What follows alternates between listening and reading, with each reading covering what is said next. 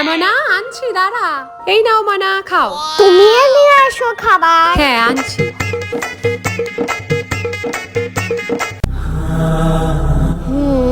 মার কি ভাত নেই নাকি? মা, ও মা, কি হলো মনা, ডাকছো কেন? আমার না বেশি খিদে নেই, চল তুমি আর আমি এটুকু ভাতে আমরা দুজনে মিলে খাই। তুমি খাও, আমার ভাত আছে তো। আমি তো দেখলাম ভাত নেই। আরে না, দাঁড়া, দেখাচ্ছি তোকে। এই দেখ মনা, ভাত আছে তো। দুপুরের ভাত ছিল না, সেটা আমি ফ্রিজে রেখে দিয়েছিলাম। এখন এটা আমি গরম করব এইভাবে মাইক্রোওভেনে দিয়ে। দেখলি, এখন ভাতটা গরম হয়ে গেলেই আমি খাবো, কারণ খাবার নষ্ট করা একদম উচিত নয় মনা।